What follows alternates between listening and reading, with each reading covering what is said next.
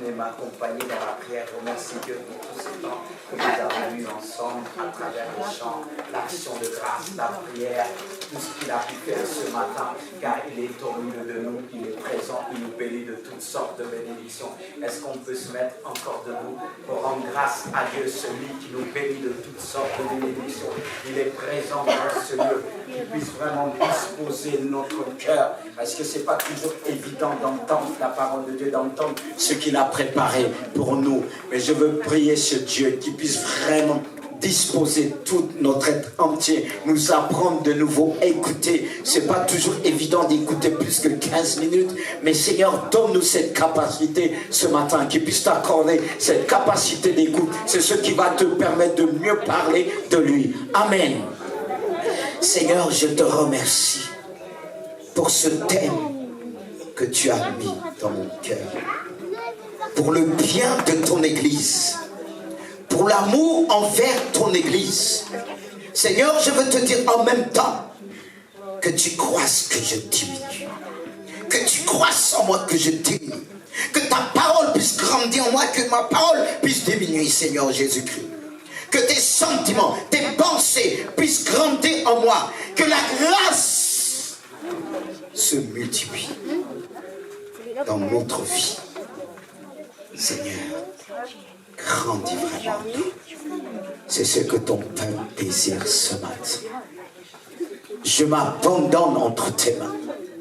Je te dis, Seigneur, aide-nous à mettre vraiment en pratique ce que nous allons entendre ce matin. Seigneur, c'est ce qui va éviter des conflits, des problèmes, des difficultés. Glorifie ton nom par la puissance du Saint-Esprit. Glorifie ton nom par la puissance du Saint-Esprit. Seigneur, manifeste ta grandeur au nom puissant de Jésus. Oh Seigneur Jésus, nous avons besoin de toi. Nous avons besoin de ta grâce, de ta sainteté. Oh Dieu, glorifie ton nom par la puissance du Saint-Esprit. Recevez encore. Amen. Vous pouvez reprendre place. Que le nom du Seigneur soit béni. Est-ce que vous êtes encore là? Je sais que vous êtes encore là. Ceux qui ont tellement soif de la parole de Dieu, d'entendre ce que Dieu veut nous dire. Oui, je ne vais pas tarder de vous donner vraiment le thème. Et je crois que Dieu va nous faire du bien à travers ce thème. C'est un thème qui est tout simple. L'équilibre dans la sagesse financière. Amen. J'ai entendu qu'un amen. Vous voulez que je répète? Peut-être il y a ceux qui ont le temps de se réveiller. Voilà, et Eric va nous donner ça aussi derrière, le thème de ce matin. Je répète, l'équilibre dans la sagesse financière. C'est important de parler des finances. Et l'équilibre, cet équilibre dépendra toujours de l'épargne, de la manière à laquelle nous épargnons. C'est pourquoi j'ai marqué, c'est de savoir épargner, être fidèle dans l'épargne. Fidèle dans notre épargne. Et comment on épargne? Est-ce que vous voulez que je répète? Parce que je veux vraiment que ça puisse pénétrer en nous. Et vous allez comprendre la raison pourquoi il est important de parler des finances. L'équilibre dans la sagesse financière. Je répète, c'est de savoir épargner. Être fidèle dans l'épargne. Car beaucoup considèrent que la Bible est un livre qui traite de la spiritualité uniquement. Qu'elle n'a rien à voir avec des sujets aussi terre à terre que la gestion personnelle de l'argent. La Bible en parle. Et on ne peut pas laisser ça à côté. Pourquoi on ne peut pas laisser à côté de ne pas parler des finances? Alors, les mauvaises gestions de celui-ci peut être une source de conflit au sein des couples et des familles. Si les circonstances nous donnent bien l'occasion de participer à des audiences, nous remarquerons que la plupart des problèmes des couples de divorce, des membres de divorce, vient en premier, la plupart du temps, des problèmes financiers. Des problèmes financiers, mes frères et sœurs. C'est pour ça qu'on ne doit pas négliger ça, mettre à côté les enseignements que Dieu nous donne, car les relations peuvent souvent être brisées par une mauvaise gestion financière, du manque d'accord sur l'emploi de l'argent ou d'un manque de sagesse vis-à-vis des emprunts contractés. Et en réalité, frères et sœurs, la vie de chacun est fortement marquée par sa relation aux finances. Vous allez dire, ah non, ma relation avec Dieu en premier. Et très souvent, les problèmes financiers viennent freiner notre marche avec notre Dieu. C'est pourquoi il est important de parler de cela. Mais avant de parler, je pensais à ce passage pour introduire ce thème de ce matin, l'équilibre dans la sagesse financière. J'ai pensé à ce passage qui nous éclaire aussi un peu dans Luc 16. Luc 16 nous dit, celui qui est fidèle dans les moindres choses, l'est aussi dans les grandes. Et celui qui est injuste dans les moindres choses, l'est aussi dans les grandes. Si donc vous n'avez pas été fidèle dans les richesses injustes, qui vous confiera les véritables? Et si vous n'avez pas été fidèle dans ce qui est à autrui, qui vous donnera ce qui est à vous? Avant d'avoir ce qui est à nous, il y a tout un chemin à parcourir. Ce passage nous parle d'être fidèle dans le moindre des choses, dans les petites choses. Avant d'avoir des grandes choses, il faut passer par là. Et Dieu aussi nous demande d'être fidèles, chacun dans sa maison, de la manière qu'il gère les choses. Car comment on pourra te confier une tâche à l'église si tu as du mal dans ce domaine? Comment on pourra confier quelqu'un à la trésorerie s'il a des problèmes dans ce domaine? Il peut avoir le diplôme de comptable, mais si il ne gère pas, il n'est pas fidèle dans ses comptes, comment on va lui confier? Est-ce que vous êtes d'accord avec moi? Est-ce que vous êtes d'accord? C'est ce qu'on mène dans la plupart des problèmes, des conflits. c'est toujours l'argent. Après, tu vas me dire, non, on n'arrive pas à s'entendre spirituellement, mais non, il y a ce problème aussi. Mais la Bible nous donne quelques conseils. On ne va pas s'arrêter simplement sur ce verset, mais on va aller en profondeur, il est important. Parce que la Bible s'explique par elle-même. Quand il nous donne un verset, il nous donne encore un autre verset qui nous emmène vers un autre verset pour nous emmener en profondeur. Voici quelques conseils ou principes bibliques pour épargner et investir notre argent. Dites pas Amen. Peut-être que tu vas me dire, tu n'as pas grand-chose. Mais commence avec le petite chose que tu as. C'est comme ça que ça commence. On n'est pas devenu grand comme ça. C'est les choses, les petites choses, quand on les multiplie, on les rassemble, deviennent des grandes choses. Ça commence par là. Voilà quelques conseils ou principes. Parce que les conseils peuvent être aussi des principes. On peut le transmettre en principe.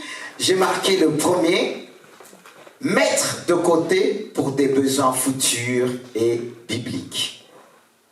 Futurs et bibliques. Parce qu'il y a l'aspect pratique et l'aspect spirituel. Deuxièmement, épargner, honore Dieu et sert les autres. Je poursuis. Troisièmement, la procrastination est une erreur. Quatrièmement, résister à la tentation du surendettement. Elle est là, la tentation. On va voir comment éviter tout cela.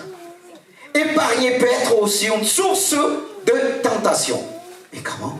En même temps, on dit il faut épargner, mais ça peut être une source de tentation. On peut dire là, mais on se contredit un petit peu. Mais la Bible ne se contredit jamais. Et l'équilibre est aussi la clé. Dans les finances, c'est la clé. Comme je disais, c'est là qu'on va te confier des choses. Amen. Mais d'abord, ça commence par mettre de côté pour des besoins futurs. Mais parfois, il peut y avoir des contradictions. Pourquoi peut arriver les contradictions? Parce que certains vont le trouver dans la Bible. Et il peut aussi avancer certaines thèses par la Bible. C'est pourquoi il faut prendre l'ensemble des Écritures pour expliquer un contexte, un verset. Même si on ne le sort pas devant tous, mais le fait de connaître plusieurs versets nous aide à mieux expliquer un contexte. Pourquoi je dis ça? Parce que certains chrétiens ne mettent pas d'argent de côté pour la retraite ou pour X raisons, parce qu'ils croient que c'est une désobéissance. Et l'évangile de Matthieu, chapitre 6, 19, nous le montre. Sur quoi certains s'appuient pour défendre leur attitude, leur comportement, leurs gestes. Car ce verset nous dit ceci: ne vous amassez pas des trésors sur la terre, où la teigne et la rue détruisent, et où les voleurs percent et dérobent. Mais amassez-vous des trésors dans le ciel, où la teigne et la rue ne détruisent point, et où les voleurs ne percent ni ne dérobent.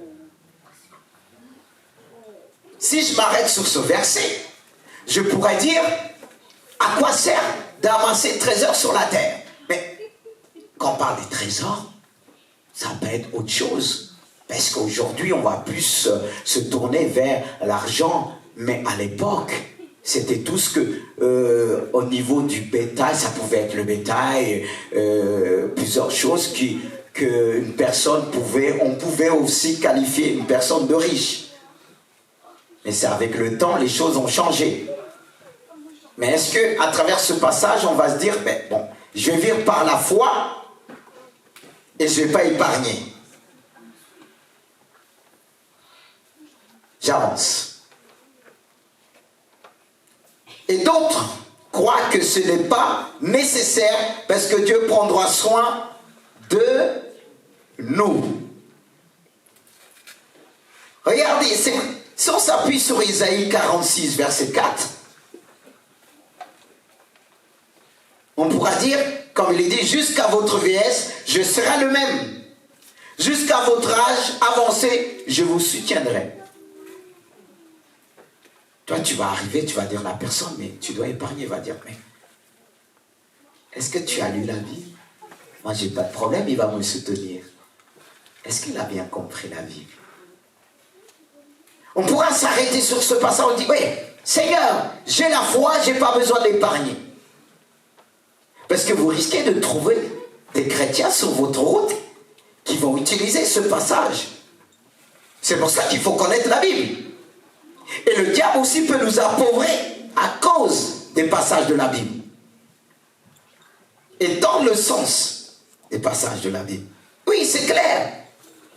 Mais à lui appartient toute chose. Pour nous soutenir, il nous donne aussi la capacité de gérer. Amen. Amen. Et d'autres encore voudraient bien épargner, mais dépensent tout ce qu'ils ont mis de côté. Très vite, sans aucune raison, un problème, ils foncent.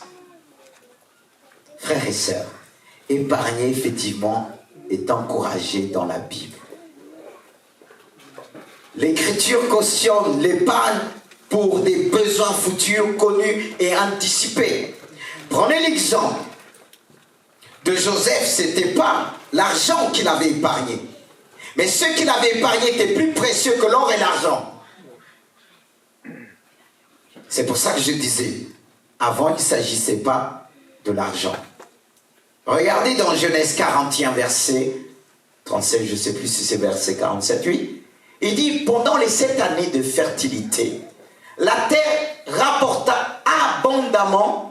Joseph rassembla tous les produits de ces 7 années dans le pays d'Égypte. Il fit des approvisionnements dans les villes, mettant dans l'intérieur de chaque ville les productions de champs d'alentour. Vous voyez? La loi de la multiplication. Il faut épargner. Si je n'épargne pas, comment je vais grandir? Et Dieu nous exhorte à épargner. Et lui, il a épargné pendant 7 ans. C'est très peu. Devant toute cette famille qui devait s'abattre sur l'Égypte. Mais il a eu la sagesse d'épargner dans chaque ville. Pas seulement dans une ville. Il pensait pour toutes les villes d'Égypte. Et il a épargné. C'était difficile. Mais il a eu la capacité. Alors vous voyez, ceux qui vont s'appuyer sur ce passage qui dit, ne vous amassez pas des trésors sur la terre. Non. Il n'a pas épargné pour lui, mais pour tout le peuple d'Israël.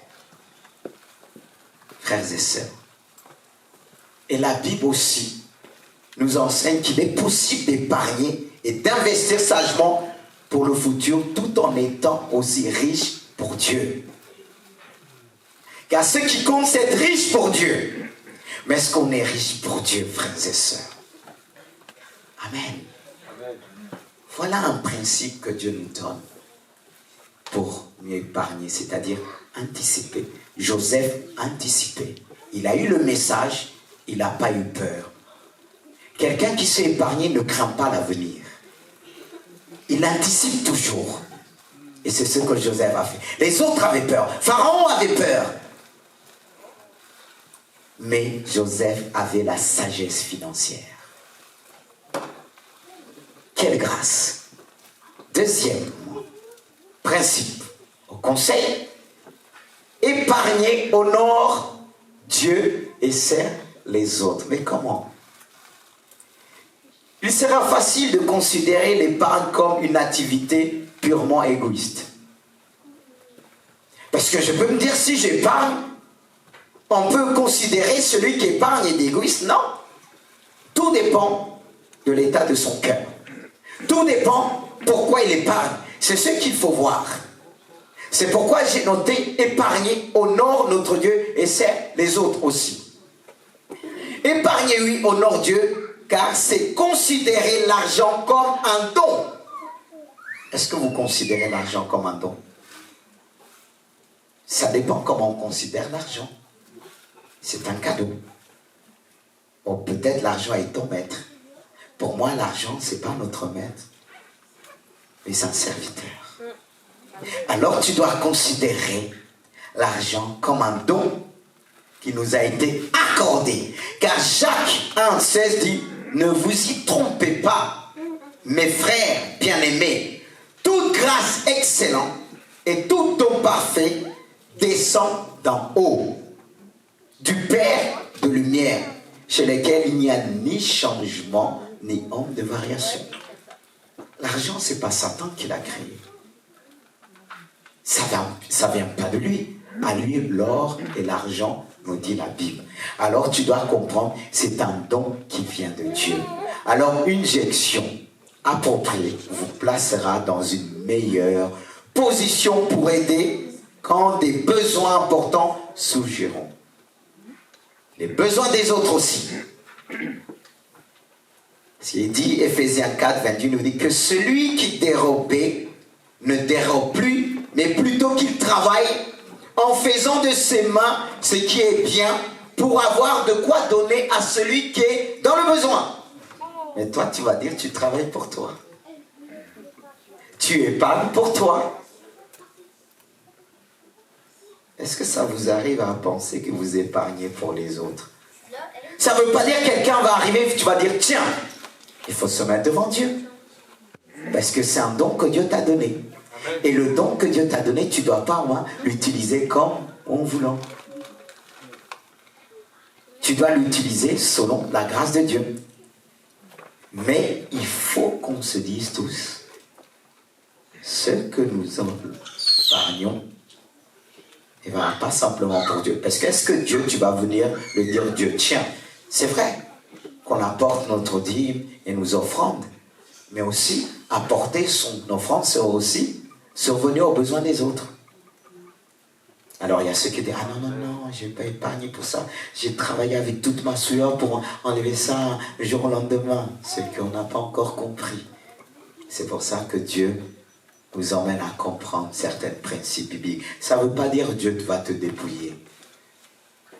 Mais il veut te prouver. Il veut te tester. Amen. Gloire à Dieu. C'est pour ça que Proverbe dit aussi, 3, 27, ne refuse pas un bienfait à celui qui a droit. Wow. Quand tu as le pouvoir de l'accorder à celui qui a droit. Mais comment tu as droit dans ce que j'ai épargné? Si quelqu'un te dit, tu dois le donner parce qu'il a droit, tu vas dire comment ça? Celui qui a droit, c'est ma femme et mes enfants. C'est ce qu'on va dire? Non. Soyons honnêtes. Hein? Tu vas dire, j'ai travaillé durement pour mes enfants, pour ma famille. Mais Dieu va te dire, celui-là aussi il a droit. Comment tu vas réagir? Les pensées de Dieu ne sont pas les pensées. Chaque fois que je creuse, c'est comme s'il y a quelque chose en moi qui tombe. Mais ça va encore tomber. Pas simplement en moi, mais en vous aussi. On est là pour ça. Hein. Laissez-moi le temps encore de continuer. Et si ce n'est pas tombé encore, le deuxième, troisième point, quatrième point, ça va tomber. Amen. L'épargne pourra aussi vous permettre de laisser un héritage. Comme une bénédiction. L'héritage, c'est une bénédiction pour les enfants. Ils ne sont pas forcés d'avoir travaillé comme toi. Et ils doivent le considérer comme un don, comme une bénédiction à vos héritiers, de sorte qu'ils puissent être en bénédiction aux autres. Voilà encore, si on reçoit un don, comme nous avons reçu Jésus, Jésus nous a donné le Saint-Esprit, et nous aussi on doit le donner aux autres. C'est comme ça. La loi, les principes de Dieu. Les enfants qu'ils ont reçus doivent aussi penser aux autres. Et Dieu multiplie. Amen. Est-ce Parce que, regardez, dans Proverbe 13, 22, nous dit, l'homme de bien transmet à des petits-fils un héritage, même à des petits-fils. Mais les ressources du pécheur sont réservées pour le juste. De fois on s'enquête, Dieu dit pas simplement, peut-être on ne t'a pas délégué un héritage, mais il y a les richesses des injustes que Dieu oriente. Amen. C'est pour ça qu'il faut que les gens puissent épargner. Même le pécheur, il faut qu'il épargne pour le juste. Dites Amen. Amen. Alors, il y a ceux qui vont être contre que tous ces riches injustes qui épargnent. Béni soit Dieu pour ça. Et mettez, et pensez à ce passage qui dit, même l'homme pécheur épargne pour le juste. Mais ça ne veut pas dire que je ne dois pas épargner. En me disant que l'homme pécheur épargne pour moi. C'est-à-dire que ce qu'il épargne va venir à s'ajouter avec ce que tu as épargné. Parce que tu as été fidèle dans les petites choses. Et Dieu va te confier d'autres. Alléluia. Amen. Oh, merci pour ta parole. Et troisième principe que j'ai souligné, il y a plusieurs, mais si on cherche encore au-delà de 6-7, on restera encore toute la journée ici, même plusieurs jours. J'ai noté la procrastination est une erreur. La procrastination est une tendance à remettre systématiquement à lendemain des actions. Est-ce que vous n'avez pas l'habitude de remettre à lendemain? Quand je vais avoir plus, c'est pour ça que j'ai dit, nous avons tous tendance à remettre les choses au lendemain, mais en épargnant pas assez tôt. Parce qu'il y a des risques, vous passerez à côté des choses. Si on dit chaque fois, quand je vais gagner plus, il y a toujours des problèmes qui viennent s'ajouter. Hein?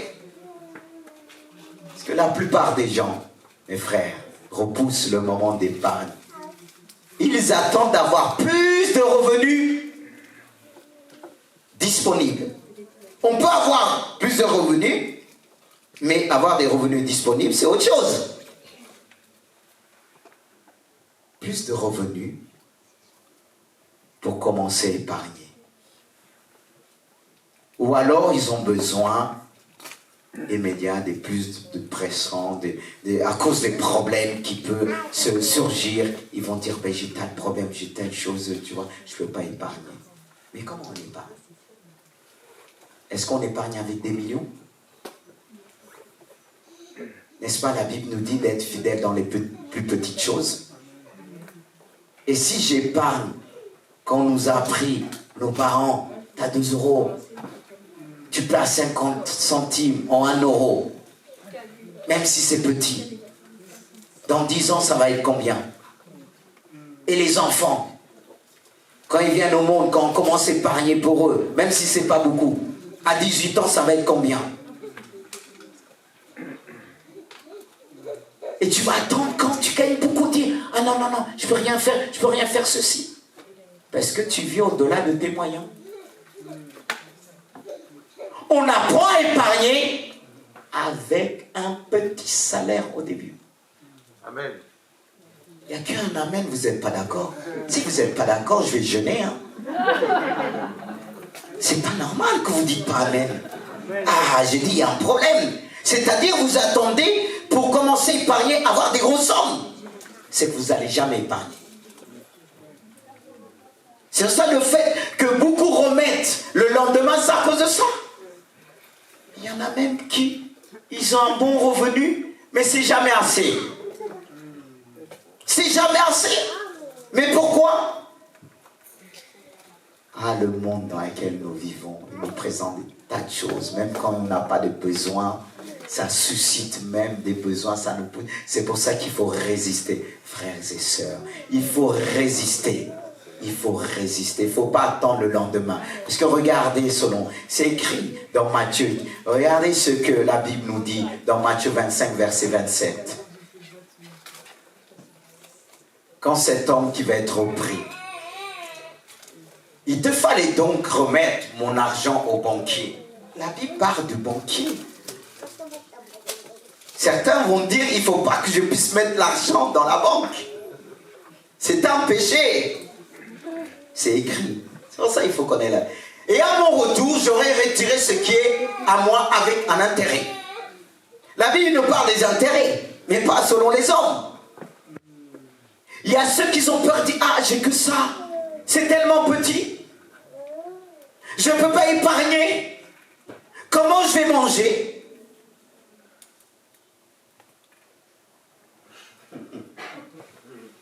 Ou bien, oh, je donne la dîme, je ne peux pas épargner encore. Non. Hey. Tu dois épargner. Et tu vas comprendre les raisons à laquelle nous devons épargner. Je passe. Mais avant de passer au point 4, si je commence tout doucement, avec le temps même, je pourrais rajuster, augmenter une petite somme. C'est comme ça qu'on voit. Commence avec une petite, t'as peur de commencer à dire, non mais c'est trop. Commence avec eux. Après tu vas rajuster, tu vas comprendre, là tu peux ajuster un peu, encore un peu. Et quand tu vas voir, tu dis, waouh, c'est moi qui ai fait ça. Oui, c'est toi. C'est la sagesse financière. Amen. J'ai noté comme aussi principe et conseil, je dirais plus un conseil, résister à la tentation de quoi? Du surendettement. C'est ce qui emmène les conflits, les divorces, même dans le milieu chrétien. Et quand on reçoit les gens, au lieu de dire, ils auront dire, j'ai un problème dans ce domaine. Et on n'enseigne pas trop dessus. Le surendettement. Si c'est encore les dettes, mais surendettement. La Bible n'est pas silencieuse au sujet des dettes. Il est évident qu'il n'y avait pas de carte bleue à l'époque. Surtout avec la carte bleue nous aide facilement de s'endetter à le monde d'aujourd'hui. Et on croit que c'est des facilités. Attention, ça peut être des facilités, mais des facilités à tomber dans le surendettement et dans le péché. Il n'y avait pas tout ça. Mais, à l'époque quand même, il y a certaines choses qui existaient, les échanges. Et qu'est-ce que la Bible dit à ce sujet? La Bible ne condamne pas strictement les dettes, mais elle les considère comme une forme d'esclavage. Il est dit dans Proverbe 22,7, les riches dominent sur les pauvres, et celui qui emprunte est esclave de celui qui prête. Alors là, peut-être avec ce passage, on va dire, je ne peux pas, je dois éviter de prêter. Oui, mais ça ne veut pas dire que je ne dois pas contracter des dettes. Mais je dois pouvoir aussi les rembourser. C'est là le problème. Parce que lorsque je ne vais pas pouvoir rembourser, c'est là que je vais devenir esclave. C'est là que je vais devenir esclave. Et aujourd'hui, beaucoup sont esclaves. Car le fait de dépenser à l'excès et d'avoir trop d'endettement ainsi qu'un faible taux d'épargne. Il faut équilibrer. Il y a ceux qui s'endettent, mais ils ont un taux d'épargne élevé. Encore des problèmes. Pour réagir aussitôt. C'est important d'avoir un taux élevé, de bien réfléchir, de bien calculer ses dépenses. Car l'argent qui rembourse, pour certains la dette, équivaut au créditeur et de l'argent qui ne peut être utilisé pour autre chose. Ça veut dire, enfin, qu'est-ce qu'on fait?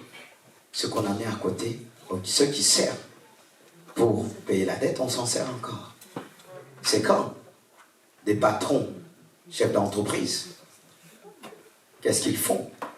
Au lieu de voir les bénéfices, eux, ils prennent carrément les recettes, ils confondent les bénéfices et les recettes.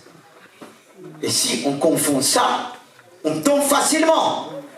Il faut bien gérer les choses. Et c'est là qu'on peut tomber. Car ce manque de sagesse dans la gestion des dettes peut nous rendre esclaves. Prenez l'exemple de cette femme, la femme d'un serviteur de Dieu. Parce que vous allez dire, peut-être que les serviteurs de Dieu ne sont pas dedans. On peut tomber dedans. Et qu'est-ce qui peut nous emmener à tomber dedans? De tout spiritualiser, de dire Dieu prévoira. Mais si tu veux que Dieu puisse prévoir, commence à être fidèle dans les petites choses. Si tu n'es pas fidèle dans les petites choses, comment Dieu va prévoir, comment il va multiplier les choses? Prenez l'exemple tout simplement de cette femme, je reviens, qui est venue vers Élisée. Qu'est-ce qu'elle a dit, Élisée? Elle est venue vers Élisée, cette femme, lorsqu'elle est venue vers Élisée, elle lui a dit dans 2 Rois 4:1, il est dit, une femme d'entre les femmes des fils des prophètes cria à Élisée en disant, ton serviteur, mon mari, est mort, et tu sais que ton serviteur craignait l'Éternel. Or, le créancier est venu pour prendre mes 2 enfants et en faire ses esclaves. C'est là qu'on peut tomber dans l'esclavage, quand on ne peut plus honorer nos dettes. Cette femme, son mari n'était plus là. La surprise qu'elle n'avait pas épargnée. Et l'homme n'étant pas là, et à l'époque c'était difficile, et le créancier avait le droit aussi de prendre les enfants pour faire des esclaves, pour rembourser sa dette. C'était difficile pour cette femme. Très difficile.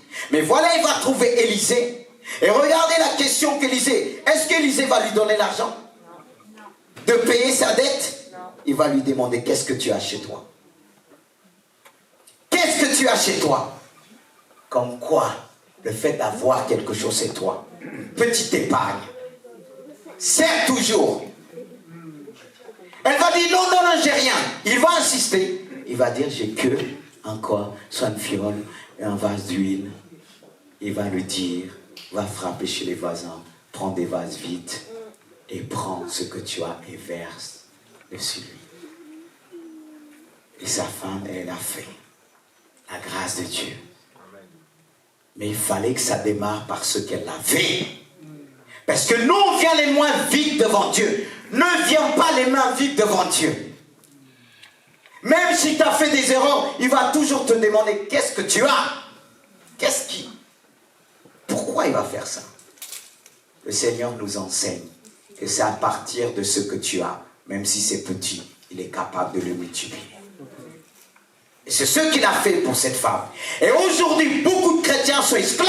Ils ne dorment pas la nuit. Ils craignent aux créanciers des lettres, des huissiers, frappent tout le temps. Et il y en a qui ne lisent plus leurs lettres. Quand ça vient des tonnes, quand quelqu'un frappe à la maison, c'est qui? C'est qui? N'ouvre pas la porte. Il dit, les enfants n'ouvrent pas la porte. Pourquoi? Ils ont peur. Ça, c'est l'esclavage. Tu vis dans la peur. Quand on frappe la porte, il n'est pas interdit de s'endetter pour acheter une maison. Mais il faut calculer ses dépenses. Amen. Quand tu vas acheter, calcule tes dépenses. Tu ne vas pas dire, Dieu va m'aider. Ce n'est pas Dieu qui va te payer ta maison. Amen. Il peut te faire grâce. S'il voit en toi la gestion, la sagesse de conduire, il te fait grâce. Il est capable même de te donner au-delà. Mais ça commence par ce que tu as. Ne viens jamais les mains vides.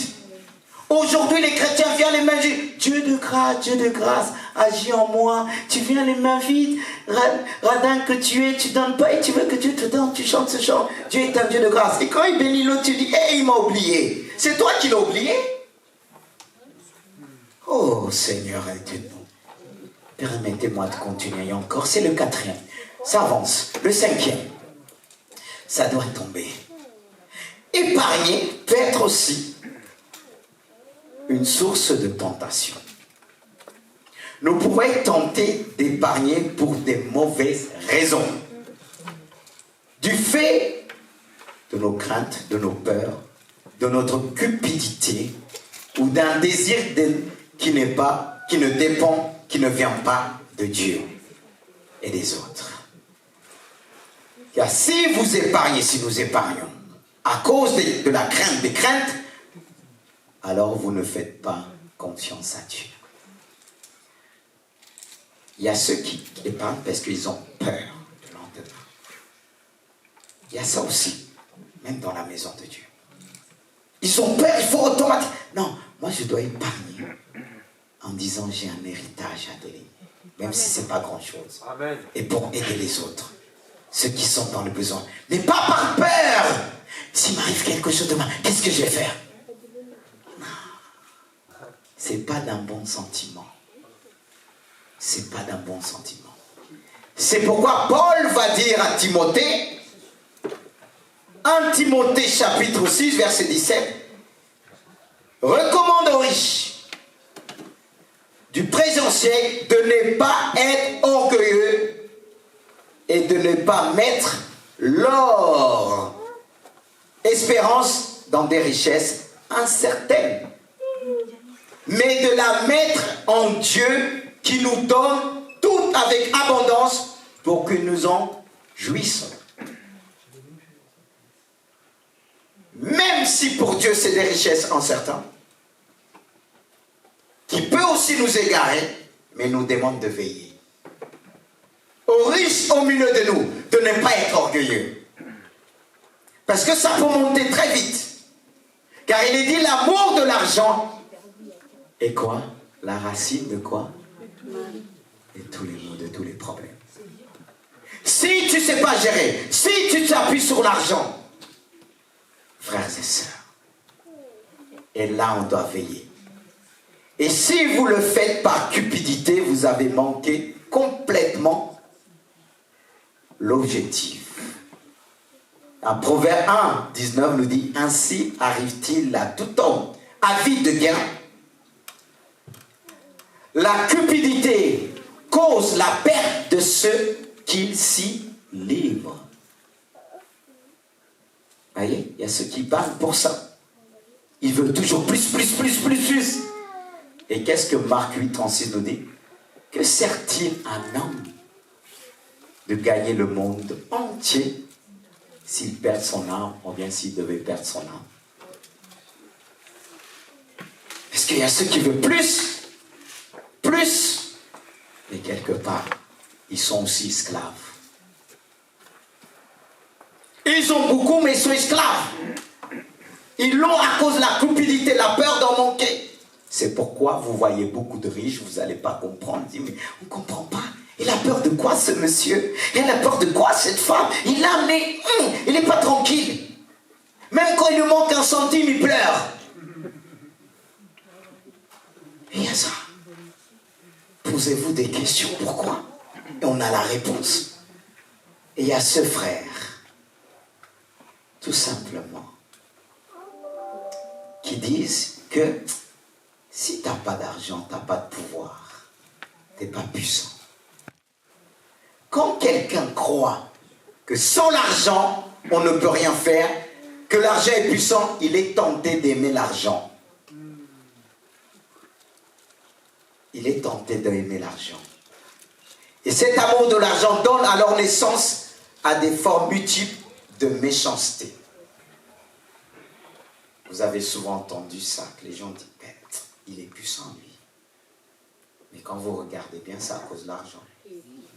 Il a le pouvoir, parce qu'il pèse. Vous avez jamais entendu ça, il pèse. Parce que vous ne pèsez pas. Parce que vous n'avez pas de pouvoir. Vous n'avez pas de puissance. Ça, c'est le mensonge de Satan. La puissance se trouve en Dieu. Alléluia. Amen. Pas dans l'argent, frères et sœurs. C'est lui qui est la source de notre approvisionnement, de la puissance. L'argent n'a jamais été conçu pour être, je répète, notre maître, mais pour être, au contraire, notre serviteur. On ne doit pas être esclave. Si l'argent est notre serviteur, On ne doit pas dire l'argent est puissant. C'est un pouvoir. Oui, le pouvoir du péché qui peut nous éloigner de Dieu. Mais elle demeure un serviteur. C'est ce qui nous fatigue aujourd'hui. On peut se trouver dans une église simple, on va dire, oh, cette église n'a pas de moyens. Non. Moi, je pouvais avoir 5-10 personnes. Je sais que je suis puissant, Jésus-Christ. Amen. Parce que ma puissance en lui ne dépend pas de l'argent. Jésus a dit, tout pouvoir m'a été donné dans le ciel et sur la terre. Même s'il est venu comme un simple homme, il avait la puissance de Dieu. Amen. Jésus n'avait pas besoin, c'est vrai, qu'ils avaient un trésorier, mais il n'a pas épargné autant. Parce que ses richesses, il les connaissait dans le ciel. Il pouvait dire à Pierre, va à la mer, prends ton âme et jette-le. Pour payer les impôts, c'est ce qui s'est passé. Il a commandé, Pierre est parti, il a pris une pièce. Tout l'appartient. C'est pas merveilleux ça? Et je poursuis. Oh frères et sœurs. Et mes frères et sœurs, c'est important de souligner qu'une fois que nous avons acquis quelques richesses, même si on croit que c'est tellement, je dis même, c'est quelques richesses, c'est même pas tout comparé, ça peut pas être comparé par rapport au ciel. Nous ne devons pas devenir comme l'avare dont nous parle Ecclésiaste 5,13, qui dit, il est un mal grave que j'ai vu sous le soleil. Des richesses conservées, vous suivez, pour son malheur, par celui qui les possède. Ou le riche insensé dont nous parle dans Luc 12, qui disait, il fallait épargner après, pouf, Dieu l'a enlevé la vie. Et le problème avec ces deux-là n'est pas qu'ils aient épargné, mais qu'ils ne pensaient qu'à eux-mêmes, en mettant leur foi dans leur richesse plutôt qu'à Dieu. Ne mettez pas votre foi dans ce que vous avez. Pitié. Et ça me concerne aussi. Si on veut avancer avec Dieu. Amen. 6e, ça, voilà. L'équilibre. Et aussi, c'est la clé de toute chose. C'est la clé de la sagesse. L'équilibre en toute chose. Trouver le bon équilibre, c'est vraiment la clé. Pourquoi c'est la clé? C'est la clé pour se mettre en sécurité ou se protéger. La femme qui est venue vers Élisée, elle n'était pas en sécurité. Elle n'était pas protégée. L'épargne, quelque sorte, nous met en sécurité. Pourquoi ça nous met en sécurité, frères et sœurs? Tout simplement à cause des petits imprévus, ça peut des sinistres, ou des plus gros accidents de la vie, des imprévus de la vie. Elle nous aide à faire face à toute éventualité de dépenses imprévues. C'est pourquoi pour moi, c'est un équilibre, une clé qui nous donne la sécurité. Et aujourd'hui, beaucoup n'ont pas cette sécurité. On ne peut pas dire que je gagne peu et je ne peux pas épargner. C'est faux. Je dis bien, c'est faux. C'est qu'on a les yeux plus gros que le ventre. Qu'on est attiré par des choses, mais Dieu nous donne toujours la sagesse. Amen. Dans la gestion. On veut parfois faire comme les autres. C'est pourquoi, par la gestion, il faut commencer par avoir l'humilité. Amen. C'est l'humilité qui va nous aider à se contenter de ce que nous avons. Et c'était le sens du message de Jean-Baptiste, qu'il apprenait les autres à ne pas frauder, à de se contenter de ce qu'ils ont. Qu'est-ce qui emmène des voleurs dans notre société? Il y a ceux qui disent, il faut voler les riches. Mais attends, quelle excuse? Est-ce que le riche t'a volé? Tu penses que tu vas voler le riche, tu vas devenir riche? Tu vas devenir pauvre Parce que ton âme, chaque fois, va te dire, tu vas sentir dans ta conscience, voleur, voleuse, voleur, voleur. Tu deviens esclave de ces paroles-là. Cherche la sagesse de Dieu. Même si tu as peu, contente-toi de ce que tu as. Amen. Si tu ne sais pas se contenter de ce que tu as, comment Dieu va te confier des plus grandes? Dis-moi, toi tu vas avoir des plus grandes choses en volant, en dérobant les autres. Et tu vas dire, là non, équilibre. Équilibre. Mais mes frères, regardez, je vais vous dire encore. Parfois, il n'y a pas vraiment un gros problème de finances, mais le fait qu'il n'y a pas une épargne. Quand arrive l'urgence, ça emmène des problèmes. C'est pas que tu es surendetté, tu as des dettes, mais le fait qu'il n'y a rien à côté. Et toi, tu dis, ah Dieu, alléluia, il va donner. Mais Dieu veut t'apprendre à épargner. Quand on gère une église, on ne va pas arriver comme ça. On va jeûner, on va prier. Même si on prie pour les finances, on jeûne. Mais Dieu nous apprend à épargner. Pour faire face aux difficultés. Quand le Covid est arrivé, on a fermé un moment, mais on n'a pas épargné grand-chose. Mais le peu que nous avons, ça nous a permis de rééquilibrer les comptes plusieurs mois. Amen. De rééquilibrer les comptes. On n'a pas fait en fonction de ceux qui venaient, mais on était obligé de creuser. Même s'il restait presque rien, mais ça nous a permis de faire face. S'il n'y avait pas ça, peut-être certains disent, ah il faut jeûner, il faut jeûner, il faut jeûner. Il y a des moments qu'il ne faut pas jeûner. Il faut jeûner bien pour autre chose. Mais jeûner là, on n'a pas épargné, on n'a pas été sage. Ah, j'aurais appelé les frères, les sœurs de conseil, venez, il faut qu'on jeûne, il faut qu'on jeûne, il faut qu'on jeûne. C'est ceux qui m'ont dit, hey, pasteur, on est fatigué avec le Covid là qui tourne. Ne mettez pas tout dans la prière. Tu nous donnes la sagesse, les capacités. Les problèmes aujourd'hui, vous n'allez pas me dire le contraire. Il y a trop de problèmes dans les foyers. Trop. Ceux qui sont seuls, trop de problèmes. Il y en a même qui fuient leur maison. Ils ont acheté des maisons, ils fuient parce qu'ils ont peur que le huissier les trouve dedans. Et tu veux faire quoi? Et tu en veux Dieu. Tu as prié tellement le Seigneur, pas de réponse. Et tu te mets en colère contre Dieu. C'est pas lui le problème. Qu'il te donne, qu'il ne te donne pas, il ne te doit rien. Dieu ne nous doit rien. Amen. Parfois, on est en colère à cause de nos bêtises. On ne vient pas à l'église et dit, mais il y a ceux qui aujourd'hui travaillent durement. Même quand vous leur venez à l'église, pasteur, je ne peux pas, mais pourquoi? Je ne prêche pas pour eux, je prêche pour tout le monde. Il y en a qui disent, je suis tout seul, je sais comment. Ils courent dans tous les sens, esclaves, ils ne prient plus. Est-ce qu'ils vont prier le jour où le Seigneur va venir sur la terre pour enlever l'église? Ils vont dire, Dieu, c'est pas ma faute, j'étais endetté. C'est lui qui t'a dit d'aller s'endetter. Frères et sœurs, les problèmes, beaucoup de gens ne viennent plus à l'église à cause des dettes. Même quand il prie, Dieu il se met à genoux, ça résonne. Dette, lève-toi, va travailler. Le diable leur dit, va travailler. Ils sont esclaves. J'ai toujours refusé quand j'ai travaillé, quand j'ai connu le Seigneur. Même si on me posait le salaire, c'était loin. Parce que Dieu m'appelait déjà au service. Je pesais le pour et le contre. Amen. Amen. J'ai dit, Seigneur, je ne vais pas être esclave, courir à gauche, à droite. Et une voiture pour te percuter ta course là.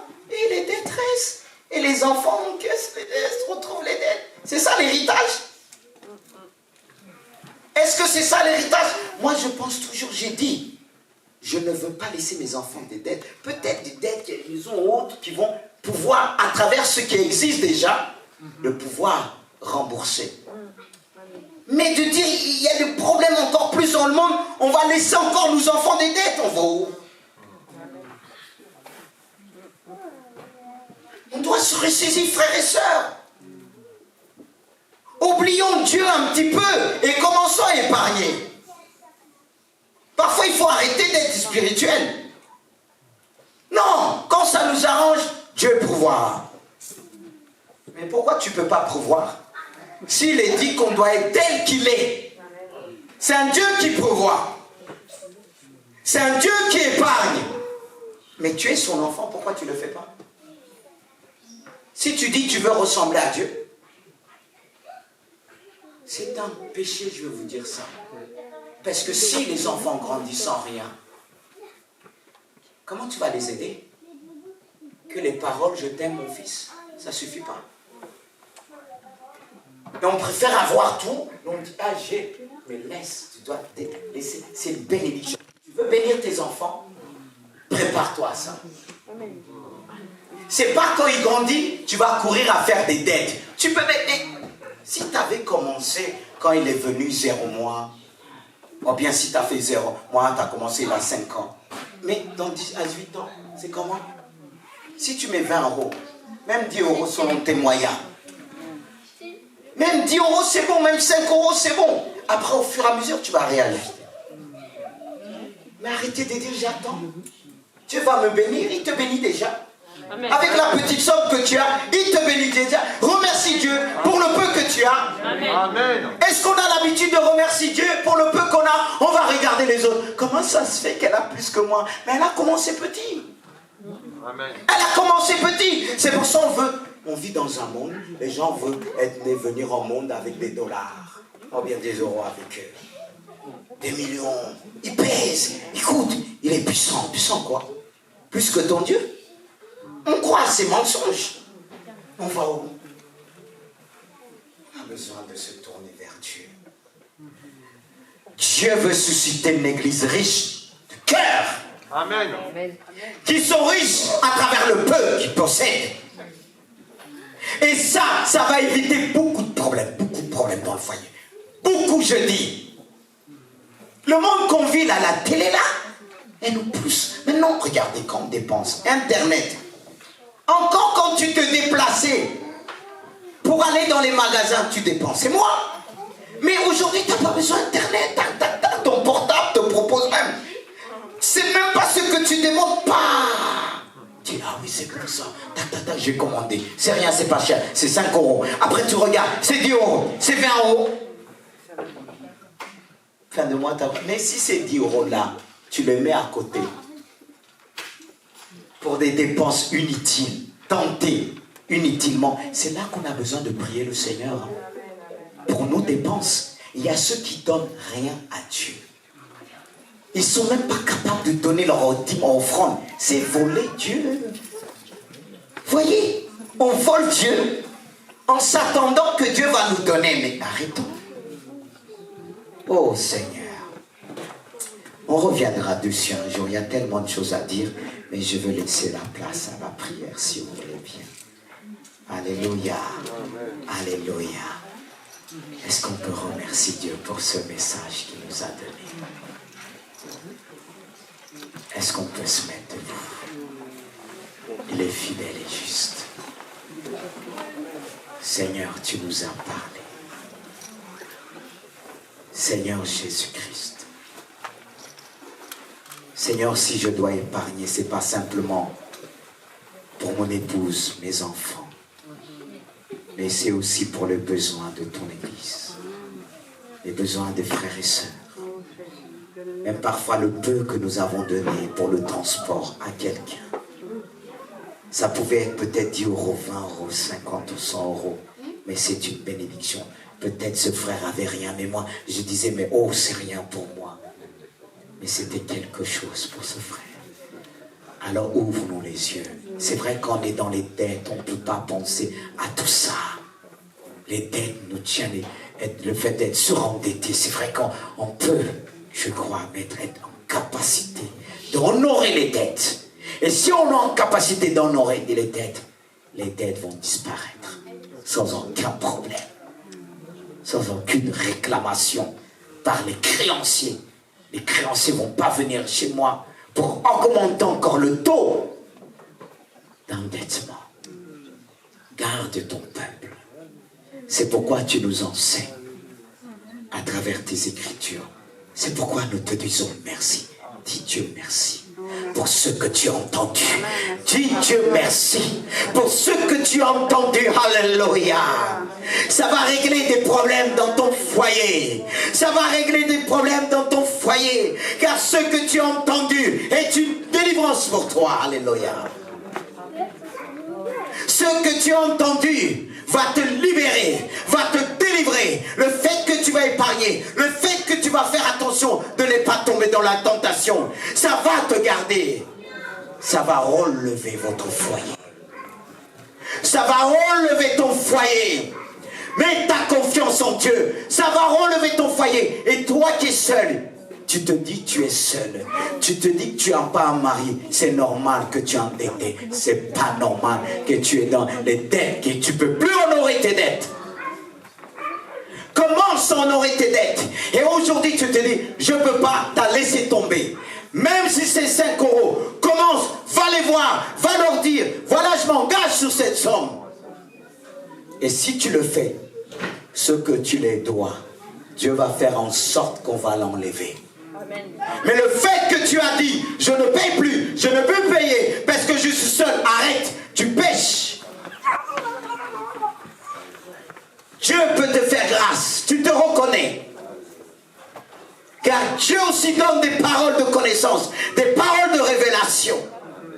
Reçois. Et aujourd'hui même, tu as mal, tu as souvent mal au ventre, à la tête, et tu demandes qu'on prie pour toi. Ça, c'est les dettes. C'est la peur qu'on vient frapper à ta porte. Cette douleur ne vient pas d'une maladie quelconque, mais de la peur que tu as aujourd'hui. Et Dieu veut te délivrer. Élève la voix vers ton Dieu. Même discrètement, Dieu t'entend, Dieu te voit. Tu t'es endetté pour rien, pas pour tes études, mais à cause des autres, ce qu'ils possédaient les autres. Ça t'a poussé à s'endetter. Pour montrer aussi que tu as, c'est un péché. Le fait de vouloir imiter les autres, ceux qu'ils ont déjà. Est-ce que tu sais par où ils sont passés? Répands-toi devant Dieu. Alléluia. Répands-toi devant Dieu. Qu'est-ce que tu vas présenter à tes enfants aujourd'hui? Même si tu élèves tout seul, Dieu veut te faire grâce. Reconnais. Arrête d'appuyer sur Dieu en disant Dieu ne répond pas. Dieu veut t'apprendre à gérer. Alléluia. Seigneur, nous te remercions pour ta parole. Nous te remercions pour la puissance du Saint-Esprit. Tu nous enseignes, tu m'enseignes encore. Car Seigneur, si je ne suis pas fidèle dans ma maison, comment je pourrai conduire ton église? Comment je pourrai emmener ton église dans l'épargne? Même si selon les autres on n'a pas grand chose, mais pour moi c'est beaucoup. La fidélité commence dans les petites choses. Si tu es fidèle, si tu mets ton cœur dans les petites choses, le Seigneur va t'élever. Alléluia. Alléluia. Libère-toi devant Dieu. Libère-toi devant Dieu. Jusque-là, quand tu venais, tu te disais, est-ce que Dieu va te parler? Mais Dieu t'a parlé aujourd'hui. Tu te dis, est-ce que Dieu va te guérir? Mais le message que tu as entendu va te guérir. Car ce qui cause les douleurs, les maux de tête, ce sont ces têtes que tu as contractées pour être vu. Saint-Esprit. Saint-Esprit, libère, libère, libère, libère, libère, libère, libère, libère, par la puissance du Saint-Esprit. Le Seigneur te libère, libère ce matin, libère, ôte cette douleur au nom de Jésus. Alléluia. Si tu commences à le dire, oui, je vais honorer mes dettes, tu vas voir. La manière que tu es rentré, c'est pas de la même manière que tu vas repartir. Dieu va te faire grâce, mais commence à dire, comme cette femme qui est venue devant Élisée, elle lui a apporté de l'huile, et c'est sur sa base qu'elle a vu le miracle de Dieu. Elle n'est pas restée sur cette position en disant j'ai rien. Tu as quelque chose. Commence à honorer tes dettes au nom puissant de Jésus. Alléluia.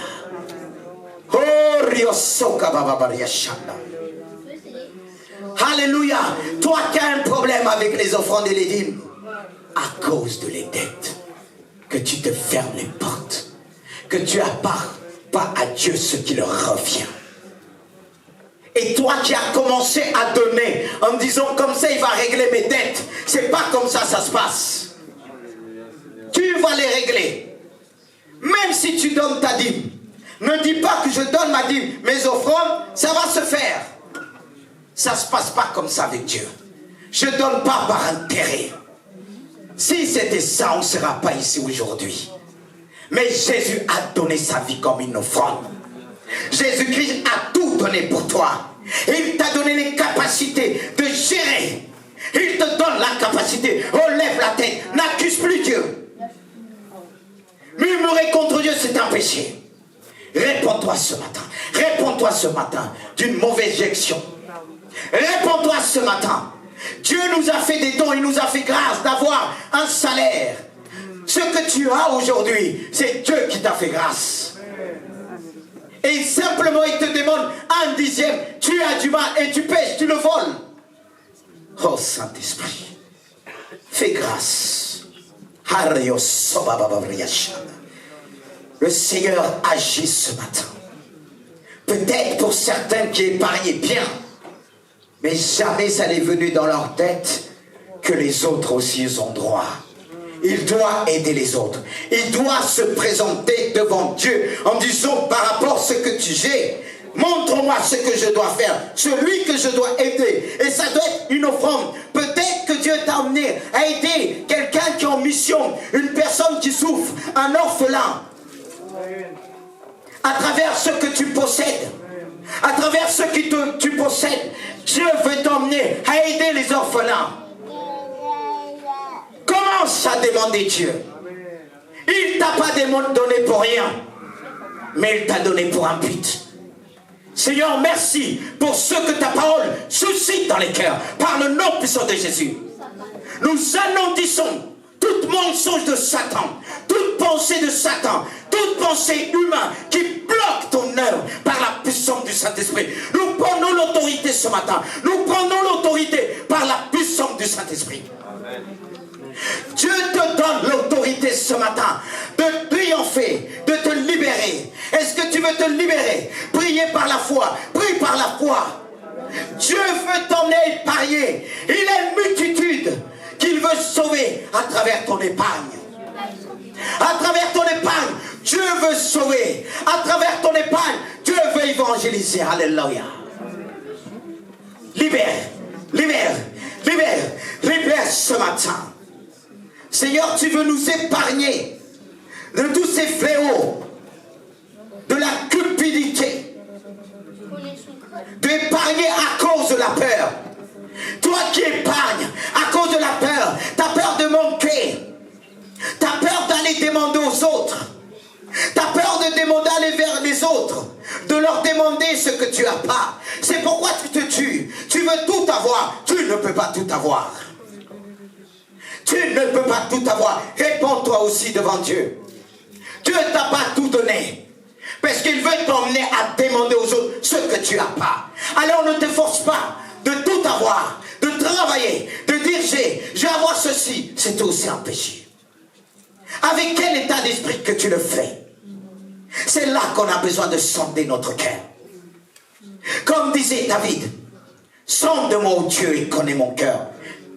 Éprouve-moi et connais mes pensées. Et regarde, regarde, regarde dans mon cœur. S'il y a quelque chose qui s'est placé devant toi, qui pourra m'empêcher de trouver le chemin de l'éternité, que tu ôtes ce matin. Ôte ce blocage ce matin. Prie ce matin avec conviction. Le Seigneur veut te libérer ce matin. Le Seigneur veut te libérer. Il veut t'emmener à être transparent avec lui-même. Sois transparent avec lui-même. Car le monde, l'argent possède le monde aujourd'hui. L'argent possède le monde. Mais l'argent ne doit pas posséder l'Église. Elle reste un serviteur. Elle est là pour servir le peuple de Dieu. Et tu dois avoir l'autorité sur l'argent. L'argent ne doit pas avoir l'autorité sur toi. L'argent ne doit pas t'emmener dans la peur. Mets ta confiance en Jésus. Mets ta foi en Jésus. C'est pourquoi je prie pour ton Église. Père, aide-nous, aide-moi encore à mettre en pratique ce message. Je ne veux pas l'apporter si je ne le vis pas. Je ne veux pas l'apporter si moi je passe et si je fais les choses autrement. Ça s'appelle mensonge. Ça s'appelle fausseté. Seigneur, je ne veux pas prêcher des messages que je ne vis pas. Je veux prêcher des messages que je vis. Parce que les plus importants, les choses, ce que nous faisons est plus important de ce que nous disons. Oh Jésus. Et nous voulons apprendre aussi à nos enfants à épargner. Nous voulons apprendre nos enfants à épargner. À ne pas tout délapider leur argent de poche. Apprenons nos enfants. Parce que si on ne les apprend pas maintenant, ça sera difficile pour eux. Quand certains ils vont tout prendre, tout délapider, en disant c'est pas assez. Ils demandent encore. Même si on te donne 5 €, argent de poche, commence avec ça. Mais là, tu vas regarder les portables, tu vas dire, mais maman, tu m'as insulté. Le fait que tu me donnes 5 €. Il y a des enfants, quand leurs parents leur donnent, ils balancent ça. Mais tu ne sais pas si elle a eu ce jour que c'est 5 €. Voilà, ils te donnent, tu l'as fait pleurer. Je parle aux plus jeunes ici. On vit dans une société, vous voulez les choses hyper chères. Mais parfois, avec ce qu'on gagne, un décalage. Mais vous voulez quand même. C'est ce qui pousse les ados à voler. Ils voient les paires de Nike, tout le monde like. Reebok, tout le monde, Adidas, tout le monde s'appelle Adidas. Plutôt Nike. Les plus jeunes ont pris pour vous. Vous fatiguez un petit peu les parents. Vous voulez tout ce qui sort. Mais la société, c'est ça. Chaque mois, ils en vendent encore. Mais les parents aussi, des fois, ils sont rien. Dis-moi, j'ai rien eu. Mon enfant, alors même si c'est 1000 € et ils donnent sans calculer. Arrêtez, parents. Si vous n'avez pas, il ne faut pas vous endetter pour ça. Il faut apprendre les enfants. Moi, j'ai rien. Moi, quand il vient me voir, même parfois quand je laisse traîner des mois. Mais nous, on veut montrer qu'on a. On oublie notre passé. On oublie comment nos parents nous ont élevés. On les en veut des fois en disant, mais moi, c'est ça qui m'a fait devenir un homme. Tout n'est pas négatif. Mais nous, pour la plupart, sont arrivés de la France. Coca. Tout ce qu'il veut, on les gâte. Non. Moi, je dis non. Je dis non. Je ne donne pas tout, même quand je suis en position de le faire. Mais beaucoup de parents aujourd'hui, soyons honnêtes parents, regardez-moi en face. Même si vous avez les moyens, quand c'est cher, ne donnez pas tout de suite. Et même parfois, ne donnez pas. Peut-être vous les ados, vous allez m'en vouloir. Excusez-moi si j'utilise ce mot. Ça me semble fort. Oui. Non, on voit parfois les enfants, quand on ne leur donne pas, ils s'énervent. Moi, dès que tu t'énerves, c'est fini. Non, ils s'énervent. Et voilà. Non. Est-ce que nous, c'est comme ça qu'on nous a élevés? On a appris à faire la part des choses. Mais aujourd'hui, il faut comprendre, il faut tout leur donner. Sinon, à l'école, là aussi, il faut la sagesse de doser. Il faut des fois, mais pas tout le temps. Pas tout le temps. Et j'ai appris mes enfants à se contenter de ce qu'ils ont. Quand ils viennent avec quelque chose, c'est pas eux. Je remarque tout de suite. On remarque tout de suite, on dit, parents. Parce que c'est comme ça, quand il va voir quelque chose, je dis, hey, ça va, est-ce que tu peux me prêter? Ça me rappelle trop, je dis, un dernier témoignage, c'était dans une colo chrétienne. Il y avait mon cousin, il avait pris un blouson de moi, un de mes blousons, qui était tellement cher. Et ma petite cousine, on était là plusieurs.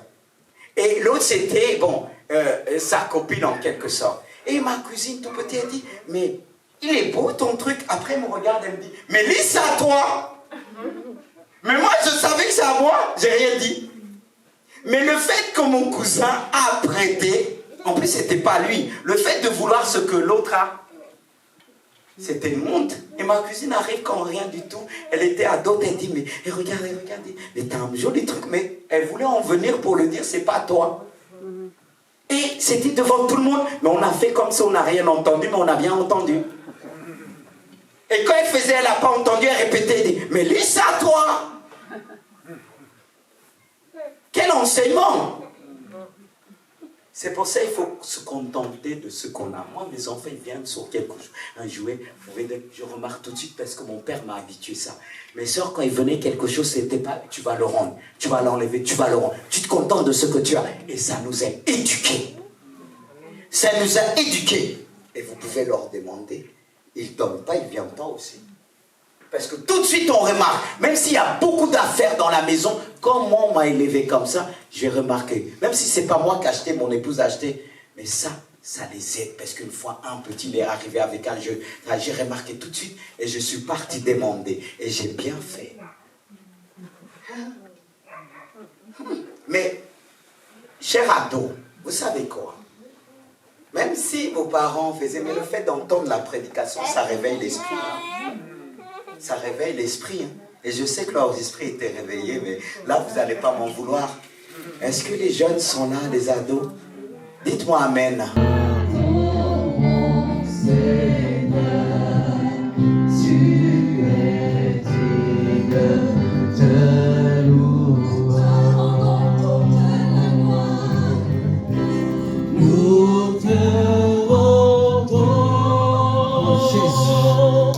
Alléluia.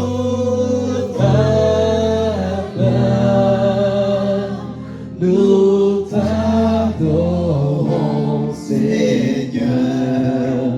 Tu es digne. Il est digne de recevoir de louange, d'adoration. Alléluia.